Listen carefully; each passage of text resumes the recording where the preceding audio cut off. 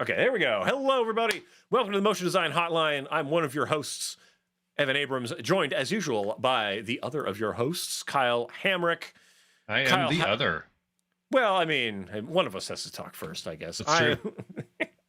And alphabetically, Evan comes first. So today, and most days on this program, we solve people's motion design problems here on the program. That's what we do. We crack open After Effects and we solve this stuff. Today we've got we got a lot of angles on this one, Kyle. Today we are getting into our perspectives on perspective. So that's where we're at. What if we do the show like this? Sure, yeah. Is that better? Hold on, let me just try. I mean, I can't see what's happening, so that's not helpful. But. You know, some perspectives do prevent people from seeing what's happening. Deep. Anyway, we're more concerned with visual perspectives, so that's what we're doing. And so this is going to be about getting this really stylized sort of angles on stuff and things. Before we do it too much, I want to say hi to everybody in the chat. Hello, Umacorn, hold it down. What is it? Apruva? Let me know if that's how names are pronounced. Keys, always good to see in there. Oh man, and Superloon 31, Omar. Not just any loon 31, but a super loon 31. Super loon. Yeah. And Andahu, hold it down over there. Staying up late with us. Stay up late with us all the time. It's crazy around here. You know what? Even if this is on at a reasonable time, you can just save it for like midnight and watch it then. Yeah, exactly. Put you right to sleep. It's pretty wild. Anyway, shouldn't belabor this too much because I have many, many things to spout off about. But you know what? If people do have their own things to spout off about, sure. You can always send it to us. That we have a form that you'll find somewhere down below the video here, and you can always find us on motiondesignhotline.com, and you can click a few things that are clearly labeled, and you can message us that way too. Yeah, exactly. A real website for real people like you. And so for us, let's get unreal, Kyle. Let's leave the realms of reality and enter into the stylized After Effects-averse, I guess, maybe. Why would we want to do such a thing? Because it's more comfortable there, and I feel more at home. It's less terrifying. So I would have just picked because it looks cooler. I mean, that's good too. Do things we just do the things that look cool.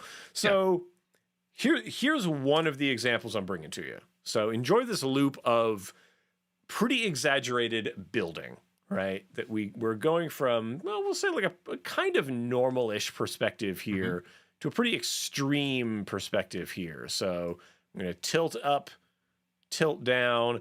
This is something that's actually quite difficult to achieve with, I'll say, real cameras.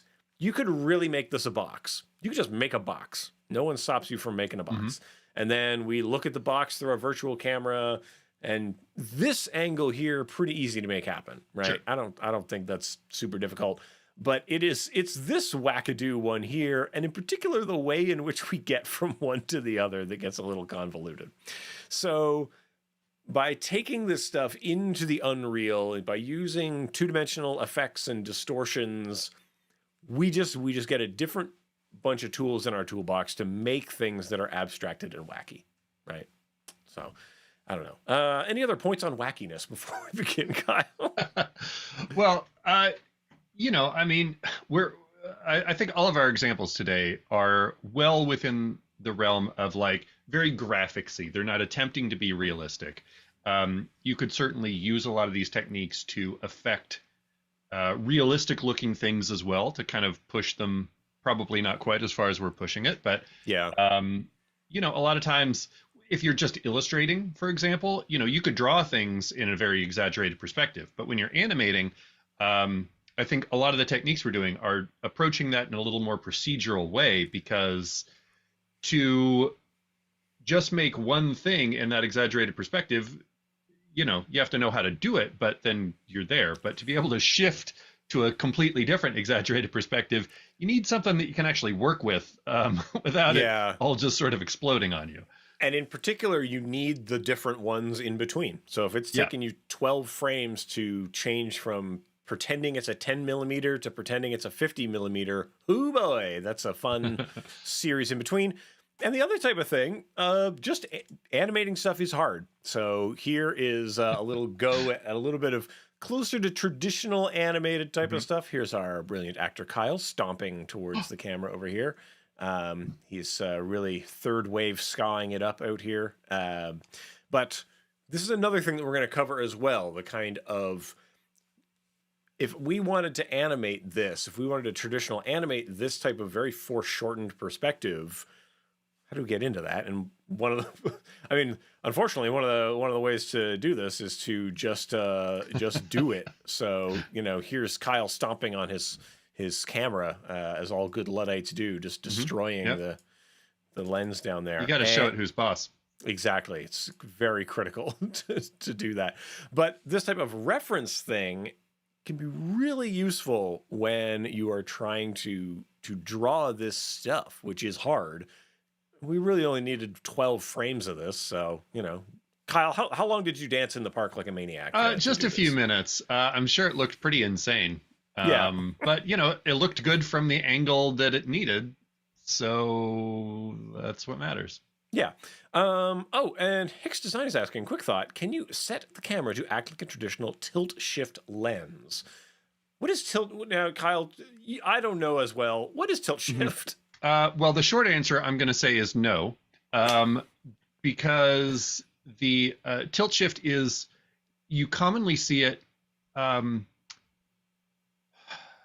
if you were photographing something very, very small, like a miniature townscape or something like that.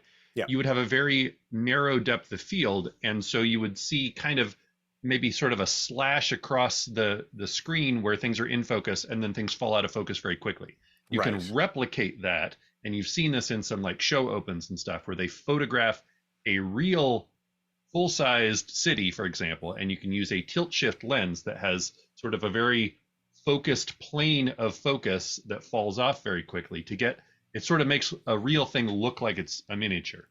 Yeah, and because we now have access to depth information and depth maps, you would link that stuff into a camera lens blur, and then that would become what is doing the focal. You can fudge it with camera lens blur using a gradient, but you can't make the After Effects camera do that directly. Is the slightly longer answer. Exactly, and generally, if you start combining the depth of field map with the, we'll say tilt shiftification of that depth map, then you're going to be you're getting a lot closer to that. Anyway, this may be a good thing to put on the list for a future episode because it is a fun technique. Indeed, and I'll finally get to photograph all my toys. All right, so let's. Yeah, Kyle puts it on the list. And Kyle, we're going to jump over to your screen real quick so people can see what you hath prepared. Very well, very well. So this is what we're going to be looking at here. This is a 3D text layer that is doing an actual flip. And then I have a few tricks going on as well to kind of make everything work the way it needs to. But then I've added a very extreme 3D camera plus some other effects to kind of really play this up and give us like a very sort of hyper fisheye look on this. So yeah, that's what we're going to be talking about. If you have any questions about what you see on here, let us know in the comments. We'll try to pause and get into it in a bit more detail. And of course, we already mentioned the thing where people can send us their own problems. And these ideas that we're talking about are kind of culled from our too much experience doing like explainer videos and stuff. So we'll get into some of these things. Anyway, let's warpo this building around. Okay, Kyle, we're on my screen, and we're gonna get into this building. And just as a sort of aside to this, or why would we ever do this in the first place? Usually, I see this type of thing deployed when we're trying to metaphorically show like getting into college is hard, and now here's an edifice of the building, and the building just extends away from our main character, and it's getting so big. We'll never get in there because it's so big. Or, if we're talking about it in a different context here, and then we're twisting to look in this context. So that's some useful stuff for people to know about. And so here, how do we begin to do this? Well, a lot of it is going to come down to a couple of effects. The CC power pin is one of them. So let's get our effects controls. You'll see I've got power pin applied to these cool layers. And then that is what is really driving it to say, well, where do the corners go? And then that is what is making all of this sort of possible. So if I just grab one of these and I start stretching it around, you can see you can get a pretty crazy building doing this type of thing. So that's the idea behind this. To start it from scratch, what I would really recommend you do is kind of lock down how big each of the faces are. So if we go into these comps themselves, we go into that actual facade. This is something that I cooked up. I took all of 5 minutes to do it in Photoshop. So grab some Creative Commons edifice images here, just copy paste, make a bunch of them, put them next to each other. But the important thing that you really want to do is kind of dial in how big each of these faces kind of are, right? So in this case, 600 by 500, and then the other one is 1000 by 500. These numbers are quite small from where you would likely want to be at with this. Because of the way the distortion will happen, you probably want to double or even triple these numbers if you're thinking in terms of bringing in assets to then warp and distort around. I say that because the edges are where things are going to kind of get the most nastified, I guess, if that makes sense. As you can see down here, this is where the pixels really meet the road with that type of thing. So I guess in an ideal world, if you have if the edge can be like a solid color, even if it's just 1 or 2 pixels, probably help hide any of that. It can, for sure. And where this project in particular began was not with the edifice of the building, but instead a grid. So this is simply a shape layer that I've deployed a grid effect over, and that way I get a nice regular grid going on with it. So I figured, I might as well just show, because I need Power Pin Palace, and I'm going to grab the front and side, and I'm going to just go ahead and create like a nice little HDTV size thing like this. So you can see how it would go from scratch, assuming that we had the front and the side already, they're ready to go, right? And you probably want to begin your journey, even if you're just figuring out, is this going to work for me? Is this going to work for what I'm doing? Just make a couple of grids, man. It costs you nothing. So you can bring that out here. It doesn't really matter where these live in the composition particularly, because they're going to get warped around anyway as we start deploying a couple of buddies to these. And these are going to be pins. So I'm going to look for the corner pin effect. Here's maybe the one you might be most familiar with. It puts 4 pins on the corners, then you can grab the corners and stretch them around. The corners, importantly, are related to the actual corners of the thing. So what to say about layers? I think that's where people get in trouble with corner pins sometimes, is right. They don't, you have to be very mindful of the boundaries of that thing. And if you have like an object in a pre-comp that's much bigger than it, then you're kind of pulling around the whole thing, including all the transparent areas. And so it gets kind of abstract if you do that. So this is one time where you do still want to often pre-comp things so that they're exactly the size that you want to touch. And that way you can pull those corners. Exactly. And Umacorn's asking a question. It has to be flat. So you couldn't fake 3D, for example, an isometric building. So in that case, what we would want to do is we want to make the faces flat, and then these will become at the particular angles I'm interested in faking. So that is where the kind of corner pin is going to help us out with that. So here I'll just apply the corner pin on this, and we'll do a couple of the sides of that. I'll just go ahead and connect this corner, and this is not accurate to isometric, but it's pretty close. So something like this. And again, kind of the benefit you would get here is that it's flexible now. And like, instead of creating your building in exactly these angles, you would have the ability to, tweak it a little bit or animate it. Yeah, I mean, you can get super wacky with kind of where they are and how they are and the way that this is even going to be presented, right? We have the unreality of this. The important thing to know, though, as these two sides get skewed away from each other, notice that their seam doesn't match up particularly well, so you need to keep that in mind. But if you Seems okay to me. yeah. Got him. Okay, so that's where you want to start with. That's what I recommend if you're going to use this technique. Play around with corner pins. But of course, there is corner pins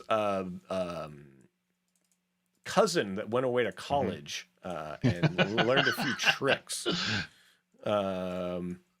This is the CC power pin. Yeah. And the CC power pin, as Biff says in the future, you can't glide on water if you don't have power anyway. So in this case, notice the UI has beautiful orange lines. Yellow So much better. lines. Yeah, yellow lines on black background. The insistence of power. Oh, and notice that there's so many lines showing us our various perspectives as this thing moves around. So it's actually telling us where the vanishing point is of this thing, and where that's at, just sort of generally. So now these lines can tend to like drift off, and that's difficult, but you can grab a hold of these and you can manipulate them in much more interesting and useful ways, right? Just grabbing onto an edge of it and giving it a pull. So this may be way better for how you're going to... For literally everything that you would use corner pin for? Yeah, pretty much, I would say. I mean, look, no shade on corner pin, but power pin is objectively better in every way. True. And the principal challenge between them remains the same, that these numbos up here live in layer space. So these numbers are, when we describe 0, 0 on here, that is place 0, 0 of the layer. If I grab the layer and I start to move it around, 0, 0 doesn't change, right? Even though that lives in a different place in the composition. So let's keep those concepts in our mind as well. Kyle, you let me know if I'm overdriving. No, my that's good. I mean, layer space is I think sometimes layer space is confusing for folks. And this is a time where I think it makes perfect sense, and you can see why. The times where you get frustrated with it, you look at this and you're like, I see why it works the way it does, because this makes much more sense. Yeah. So I'm going to go back to my sort of original thing here and just show you the manual example of this.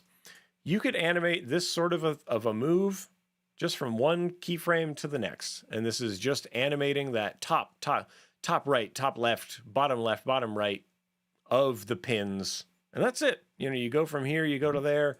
We did it. We nailed it. And what you will just want to do is make sure that with your little pins that you're putting everywhere, that if things don't line up exactly, you just tweak it until it does, and it'll be close enough that we don't have to really worry about it too much or fret terribly. And if it looks right, then it is right, and that's pretty much good enough.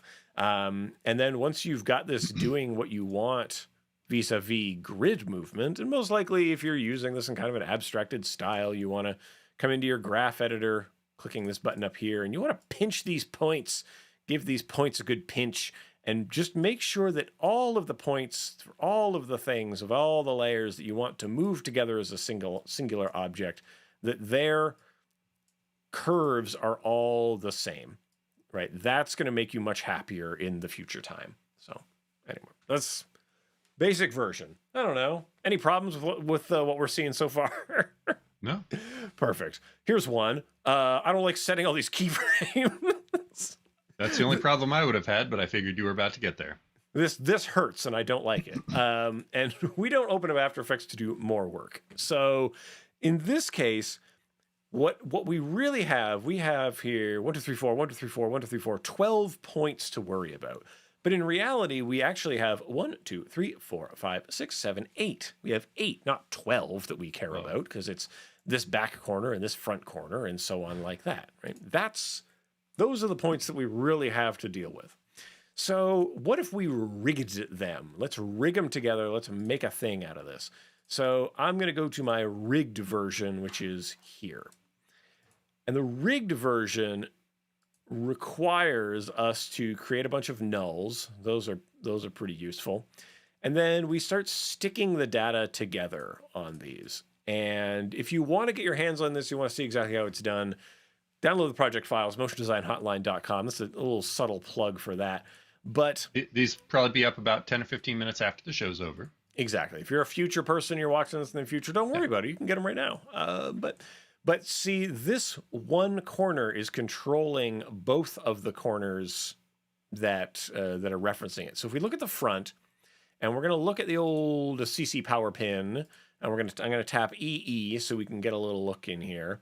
And you can see I've broken this down a little bit, that each one I've just named a variable for their reference. Which one am I referencing? I'm looking at the layer I've called front top left. This one is looking at front top right. And we are using the from comp expression. I would like to take this data from the composition and please bring it to where I live in layer space. That's what we're doing. We're coming from the comp space to the layer space. And what is coming from the comp? Well, the position of the reference. And that is coming to me. Don't worry about everything else.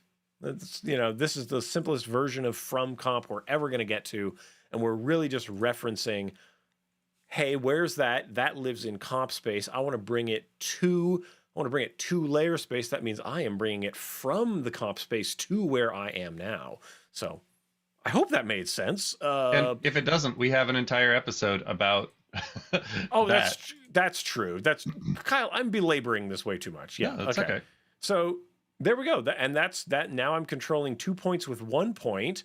And you notice that the grid kind of maligns sometimes. And in order to correct that, you just have to make sure that you're getting the other point specifically where it would need to go to make this shape kind of happen. You still have a lot of freedom within that of bending and warping the stuff into wacky, wacky ways. But that's it. And now you will be animating fewer points and the corners will always stick together. You may end up seeing a little seam in between the points here. So if I just come to the front and I go ahead and I grab some of the other things here, we have these expansion options, and you can see the seam. You can see this white 1 pixel seam, and it's a little bit see-through. Don't worry. We have this little expansion ability that will let you bump this out. Objectively better. Yeah. And this is going to cover up those little crimes. And so then when you come in here and you turn the faces back on of what you want, of these facades, then everything's going to work perfectly. I can't because my aunt says I shan't. So there we go. And now you've got this rigged up thing that you can warp into the various different shapes that you desire. And the shadow, right? If you're using photos and stuff for this, perfect use for these things. This thing here is just a shape layer, and I've used the where are you? Oh, you're way at the bottom of the list. The create nulls from paths script that comes with, it's already in your After Effects. It's right there waiting for you to click its buttons. You can say points follow nulls. So now the various points of this shape will follow nulls. Parent null to null. Now the shadow is stuck. The shadow is stuck on these things. One last thing I'll say about this. This has 3 walls in this view, but we don't see them in this view. You really just want to make sure that as these things are coming together, that you are in fact thinking about where that back wall is when you arrange its kind of stuff, even though it really only matters as soon as it sort of becomes visible. Mm-hmm. And sometimes in these intervening sort of between zones, you may have to drop a few extra keyframes just to make this line up correctly, because it probably shouldn't be moving in a straight line. Some of these corners should be moving in an arc. So even if one of them is going straight line, the others probably need to go arc anyway. Mm-hmm. But most of the time you need to be animating in arcs, so don't worry about that. Okay, speaking of arcs, Kyle, you've got some other rotation to get. Before you get away from this, Keys just asked a question. Could you match or rig the perspective distortion programmatically so that you wouldn't have to do it manually when you're doing something like this?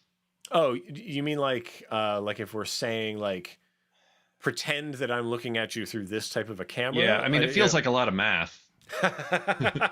It is. That is a lot of math, especially Possible, but because we are then distorting a kind of field of things. Sort of look, that math exists. What's going Mhm. on? And it's basically like distance from center of comp would be distance from camera, that type of thing. Mhm. Um, hey, explore, have fun with it. No one's going to stop anyone from going crazy. Email Dan Ebers. He'll look into it. Possibly. Maybe he's retired now. I don't know if he's living his I best think life on a farm. I still see him answering things. So Oh, okay, good. Bother him about it? No, yep. don't bother him about it. But I do see one other question too, sort of on similar thing. Oh, yeah. Would these perspectives also work for video mapping? And the answer is certainly yes. This is just a pre-comp right here, so you could put whatever you want in there. And so if we're talking about like the type of projection, like this final piece will eventually be blasted out of a projector, and it's going to have to warp over the sills and the crags and whatever the various edifices. You do want to be using distortion stuff like this, and most likely what you'll be doing is you'll be breaking that down into faces, and then you'll be manipulating the little bits. I would recommend, though, if that is the sort of thing that you're going to be doing, that you look into one, scanning the front of the building, right? Getting a depth map out of that, producing geometry out of it, and then using projection mapping to push your image virtually from this onto that, and then reversing the stretch. If that is something that you need to do for that to flow over the surface, there it is something you can do manually, but because that is sort I of think with a really simple, if you only have a few faces, you could get away with this, but you'd want to do the upscale version for anything too complicated. And also, I'll say that like because this has become kind of a cottage industry, there are sort of programs and stuff that can make that kind of happen. I didn't turn on do not disturb. So Kyle, we're gonna go to your screen. Okay. So I can stop being disturbed by things. Hick's design had asked, or had sort of clarified a few minutes ago, and I hadn't thought about this because architectural photography is not a thing that I typically do. But the actual reason for tilt shift, beyond the stylistic thing that I talked about, is to straighten out architectural photography so you don't get, like tall buildings have their own vanishing points because that's how stuff work. So honestly, I mean, I think most of the time, if we were building something like this, you would probably have a fairly flattened version, but you could use something like corner pin or power pin to sort of correct that a little bit, and then, make yourself the flat object that you would then work with. I don't know if you could make the After Effects camera do this necessarily. I think you would use effects to kind of emulate that. Yeah, and that is a power pin thing. It has a little checkbox for go the opposite way on it. So give that a try, because that might be something that would be useful to do or undo tilt shifting, depending on which way you want to go with it. All right, Kyle, I'm ready to flip out. Speaking of effects that can go the opposite way, I'll be talking about one of those in just a minute. So we're going to flip around here. So the animation on this is actually pretty basic. These characters are just extruded, and then each of them rotates on their x-axis in just a slight offset. But then there's just a lot of sort of look modifications going on to get this really extreme perspective, so that you can get this like super wacky sort of thing here. So here is the actual animation, and if you want me to actually dig into that, I can. You can see there are a fair amount of keyframes going on, because I built this just straight up with text animators with a variety of range selectors. So each one is just affecting one character, and then I can just kind of offset those same keyframes. So it gives you a lot of control there. So this is what that looks like totally isolated. And, that's cool enough on its own, right? It's okay. And you can see it makes more sense when you have the perspective, but I'm just changing the color of the sides of these objects as well as they flip, so that you can get that color shift as well. And so each of those keyframes is kind of offset as well. There's the color. Chook, chook, chook, chook, chook. And this is neat and all, but it really, like, it's not stylized enough for my taste. And so what I started doing is playing around with the 3D camera. Let me bring this up just a little bit. The per character 3D does get a little heavy to render. So let's create a 3D camera. You can come up to Layer, New Camera. And you have all kinds of settings in here that you can set. So let's just pick maybe like a 35 millimeter. That's a pretty standard thing that you might use. And so I'll do that, and you'll see, okay, I don't know if you noticed the difference there, but just a little bit of a difference as that camera becomes active or not. And certainly we can move this around, and that has sort of an impact on the perspective, not a lot. Did you know you can always just come up and tweak the camera settings, just like you can tweak light settings or solid settings. Any of these layers that are created in After Effects have settings, and so you can just come back in and change these. So what if we took like a much wider or a much narrower lens? I think longer is longer. Yeah, that's the word I want. So you can see this like a telephoto lens here. It crunches everything together. And so, if you're doing photography, if you took a picture from a really long distance, everything would be sort of crunched like this. Honestly, I didn't look at this in this perspective.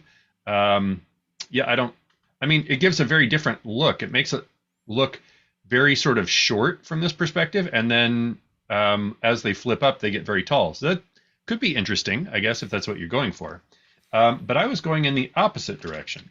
So you can actually take this all the way down to 0, which doesn't make a lot of sense. But let's see what 1 millimeter for a focal length does. Yeah, the old 0 millimeter lens. Yep. Now, you're going to have to change your Z position. I blew right past it there. Because as you do this, it drastically changes sort of what the camera actually is able to see. Very wide angle lenses are typically used very close up. Boy, this is hard to target here because it's so narrow. But if you want to make something with a 1 millimeter lens, look at how insane this is. Yeah, and so and that type of lens, right? Think about, why are we using it? Well, it's because we are in a tight room, right? Not. Yeah. Oh, yeah. That's pretty. It's like it's clawing at you. I love this. Yeah. Very scary. So that's a little much in my opinion. I landed on a 10 millimeter lens, which I thought was a nice blend of, you get this really like super crunched perspective on the letters as they extrude here. And then you still get these kind of flipping out at you, but not in such an extreme way. I really like this sort of sharp angle that it creates. This is a 90-degree angle right here, but it sure doesn't look like it, right? Mm-hmm. Just sort of an example of how extreme such a wide-angle lens makes things. And so, then you get this kind of more interesting thing here. And it's just the same animation. I've just, kind of stylized the way we're looking at it. And typically, if you're using a really wide-angle lens, it's going to have some fisheye to it. Everything's going to have sort of a rounded feel. And so I was like, well, how about we look at some optics compensation? So there's an effect called optics compensation. And typically, you would use this to fix footage from a lens that creates some distortion. And now you want to flatten it out using this effect. And so you can turn this up, and at a certain point, you can see you can kind of start rounding it out like that. Now you can also, you can't take this negative, but you can reverse the lens distortion.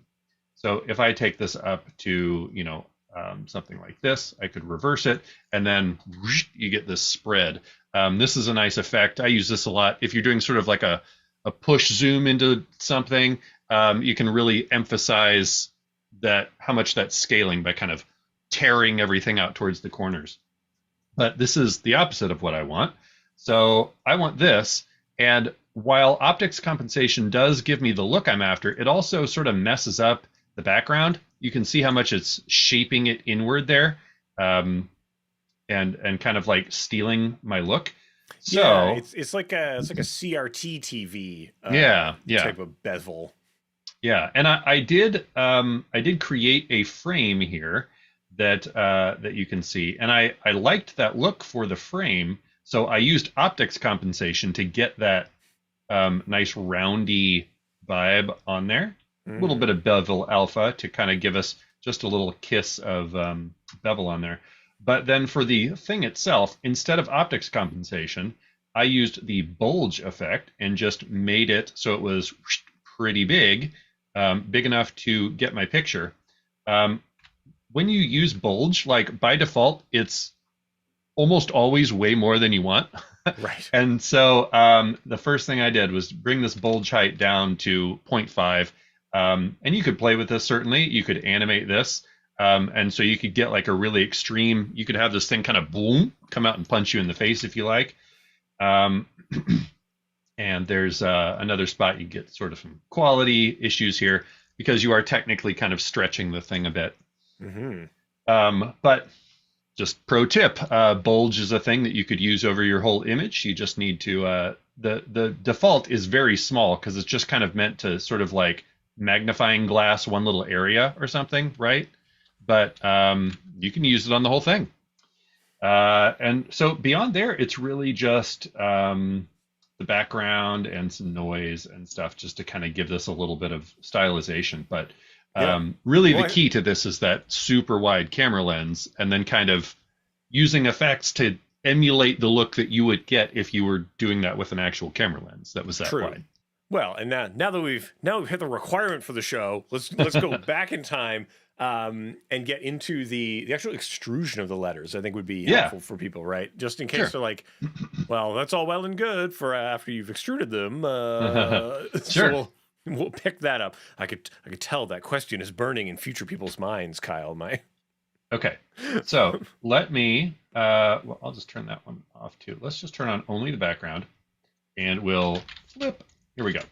That is not the right typeface, but that is fine. What is this one called? Poster compressed. So one of the things is that I used a typeface that is already super compressed and extreme to begin with. So, I don't have to work quite as hard, right? And just to give us some space here, some breathing room, we'll spread that out. And I'll just make this like this nice bright color. So I'm going to make this a 3D layer. Let's go ahead. We've got that. We won't worry about that camera yet. And then under your little text animation flyout, you can enable per character 3D. Okay. You need to do that if you want each character to be able to spin. And then to actually extrude these, you need to be in either the Cinema 4D 3D renderer or the new Advanced 3D renderer. Either one of those will do this. And then you will have this little geometry options twirly here. And right there, you can now extrude this. I'll just put this at 100. And for text, by default, you're going to kind of see like, it sort of made everything kind of messy. Two options here. Now, I have no stroke on this text, so how about I put just a black stroke on here and just make it like a couple pixels wide here, and let's see if that fixes it. Not going to fix it. Doesn't have the edges that I want. So what you'll typically want to do if you are extruding text like this is actually create some animators that you're not actually animating with, but just to style things. Now, when you're doing this on, let me turn this back off real quick. You'll typically have fill color, and stroke width as things that you can animate. But with the per character 3D enabled, that changes to front, bevel, side, and back. And that's because you can do all of those things for the front, the bevel, the side, and the back.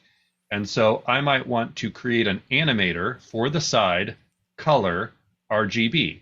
And now I can decide exactly what color the side of every letter is. And this, you could change this. You could do it only on some characters or whatever, right? Mm-hmm. And so if you look at this project file, which you'll be able to do soon enough, I often do stuff like this, and I might just call this like stylize or color or something. And so you could have the side color. I'll just delete that range selector because I don't need it. And maybe I'll say front color RGB, and we'll make that, the green that we had here. And then the side is red, and then you could make another one for the bevel if you have a bevel. And so you just need to kind of dial that in until you're happy with it. Now, once you're happy with the look, I know this one is terrible, but it's very visible. So we're going to animate. And crucially, I do not have that other animator selected. Select something else so that it will create a new animator for you.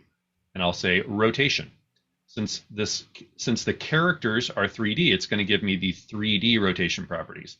And now I can rotate these in 3D space. But the anchor point's not really where I want it to be. So you could adjust that under either more options. This grouping alignment lets you change the per character anchor point, or I think it could be potentially easier in this case to, let's close these up, to add property anchor point. And now you could offset the anchor point to wherever you need it to be. You don't get the visual of it as much. Yeah, you do. They're the little teeny X's. They're probably not super visible on the stream. And now you can sort of control where those flip from. So from here, it's a lot of just playing around in the range selector and deciding, do you want all these to flip? Do you want just certain characters to flip? Do you want them offset? So on and so forth. Perfect. Good. People are flipping. They're gonna be flipping, extruding. It's gonna be a good time. Okay, Kyle, we've got time to pick it up. Yeah, we're gonna pick it up with what we have tumultuously titled Operation Jamiroquai over here. Uh-huh. Yep. This is virtual insanity, Evan. Yeah. So this was that sort of starting from a reference. So if you need to animate something, and animating things is hard, and perspectives and stuff not easy, do yourself a favor, get a reference. So Kyle, what were you looking at? This is your phone, right? Yep. Okay. Phone on the ground. I mean, I was trying not to look at the phone. I looked at it to see what I needed to do, and then I tried to look at whatever these imaginary surroundings would be. Exactly. Yeah, the beautiful colored grids that would be confronting you out there in the world. So in this case, we've got the phone down, and phones, their lensing or whatever is kind of fixed unless you're putting a different lens on them or something. Some of them can mimic different lensing. So you kind of get what you get, and you don't get upset with this, because what we do is we mess with this in post. So after I had all of this stuff, let's purge out some of those, and we'll get into this. After I went through the painstaking process of selecting only the choicest cuts of Kyle walking, arrange them, move them around, get the frames you want, get them going how you would like, so that it looks okay in this format. And this, what I on any of my on-camera things, I strive for okay. Yeah, exactly. Yeah, make sure that it looks okay. And what we're doing is just trying to get the weight and the feeling of this down. So I made an adjustment layer over this that I've called Weight Good. And on it, I'm just using a couple of color keys to remove the sky. And then I use a fill. Yeah, well, it's clear days, big sky country out there. So actually, that might be Arizona. That's a different place.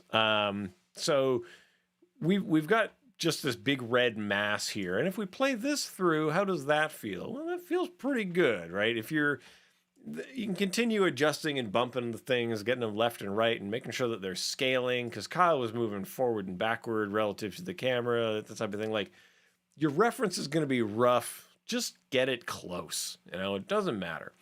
And especially, yeah, what color now? Red, yeah. Well, I think that's a Keys making a color key joke, perhaps. Oh, aha, tee-hee-hee. Unless I'm giving undue credit for punnery. Oh, tough to say. Okay, so then I did a little warping. And the warping I'm doing here is to make Kyle's camera more extreme. And so I started in with our old friend Optics Compensation is back. And you can kind of warp out from all kinds of places. This has a really specific utility function, but you can just get crazy with it. No one's going to stop you. You can do whatever you want with this. And, as we were saying before the show, I don't think I've ever used it correctly. Yeah, I used to have to do a bit more using it correctly on like drone footage and stuff before it corrected. But anyway, so you can change where it's correcting from and how much. And then I use this transform to try to get Kyle back into the middle of the thing. And that still wasn't quite right. So I put a little Bezier warp on it and pinched it and all this good stuff. So you can do that excellent stuff. And I'm hoping that the stream didn't just get destroyed because YouTube just asked me to confirm my identity midstream. Still going for me. Looks like. Okay, thanks you. Yeah. Thanks Google. So with your various distorts and warps, you're going to be good, right? Bend this as close as you can to how you think it should be when you start drawing over it. Okay. So pretty helpful stuff. And then over top of these things, we are just going to draw. That's literally all I'm doing out here. So I've got a shape for the hat, and you notice that the hat takes up a lot of space on the face. Well, that's because I'm going to draw over top of it with a face. And there's Kyle's face, and his face is out there too. And on some of them, I'm doing a lot of path manipulation, but on others, I'm doing a lot more position, scale, rotation, and then just coming back and bumping the path as needed. So, okay, and then we would turn those off, and let's get the sunnies on there. Now he's got his sunnies on, and how's this looking out there? All right, well that's looking like his head to me. All right, and if you find like when I remove the Kyle-ness of it all, it doesn't quite look good enough. Just bump the stuff around some more. We're dealing with 12 frames here. Let's not beat ourselves up. And remember, it doesn't have to follow Kyle exactly. We can, so especially with his shoes, let's get the shoes out here. It's a reference, not a rule ference. Exactly. Yeah, these rule ferences out here. So like I started to bump his shoes around a little bit just because in terms of the exact kind of pacing of this, I wanted them like a little bit closer, a little bit further, whatever. Just get it close, And especially if you're doing this type of thing and you're doing a more traditional animation route on any of these, what a lot of people do is they use this to just draw the bones of what the character would be. So they're drawing like a big rectangle for the shoe and then a stick for the leg and stuff. So the reference becomes bones. The bones then get the stuff put on them. And so by the time the real thing is coming out from a series of pictures, maybe done in Photoshop or whatever, it may not bear a whole lot of resemblance to the reference at all. So it's just here to give us what we want. And if you're taking the reference photos, now Kyle, you went out there and videoed yourself kind of skanking it up out on the lawn, which was great. Go ahead and spend a half hour recording reference is going to pay huge dividends down the road when you find like, oh, I don't have to push things as far because it was pretty close off the beginning. Yeah. And if you're doing the acting, you know what? Erase those quotes. Acting of this, you want to be as big as the human body can be when you're getting crazy with this. Yeah. Because the cartoon version is going to go even more extreme than that. Like it's going to I definitely didn't look like a real person. I mean, I was marching in place, but I was very cartoony with my arms in particular, which is also part of just like trying to be aware of staying in a fairly tight vertical rectangle. But yeah. So like here's Kyle who's figuring out, oh, do I want my foot over Yep. here? Where's it over go? here? Like just given the option of what you might want to do, because you might change your mind later about that sort of thing. And it can sometimes help to do a bit of a rough sketch or to figure out like, okay, I want to do a walk cycle. The walk cycle breaks down into these 12 poses. Okay, now I don't know how to draw those from an incredibly low fisheye lens from this, but I do know how to draw them from the side. Now I'm going to make my body the way that would look from the side. Okay, good. Now if I captured that from this angle, what does that look like? I literally did look at a walk cycle broken down into 8 and 12 so that I would kind of have in my head what stills I needed to make sure that we got. Yeah. And like that type of pre-planning is going to pay big dividends. Now, as for this question, what's the effect that gives you a separate mask for each color area of the footage? Put a posterize on the clip and then mask and track stuff. Nah, I drew it all. I drew it all with my human hands because I'm crazy. You probably could, depending on what your person's wearing, you could probably kind of do some posterization and maybe some keying, and you could fill areas with color. I bet you could get away with that in the right contexts. Yeah, but I drew over top of it, and usually if I were to do this sort of thing, I would be kicking it over to Photoshop and then doing my drawings in there, or I'd be doing that sort of thing. But it's perfectly good to use your pen tool and especially if you have there is an effect. There's a cartoon effect. There's a posterized effect that'll get you there pretty close. But they tend to waffle around a little bit on the stuff. You just want to make sure that you're wearing pretty color blocking. Like if I knew that we were planning for that, I would wear like a solid color bright orange shirt or something, and then my blue jeans and probably shoes that had a much more simplified design. Yeah. And if you were, you will see if people are using this sort of methodology, they're wearing almost like the chroma fabric as their garb for the day. But yeah, hopefully that kind of gets you there. Try out the cartoon effect. It's pretty good. And what's the other thing I wanted to say about this? Yeah, this starts as the foundation, and then it gets wackier sort of from there. And then for the background, basically just doing the same thing that you did with the building. Well, the background, I actually went ahead and made that a 3D box. So these are just 3D layers. And then I put a camera down on the ground and went to 28 millimeter.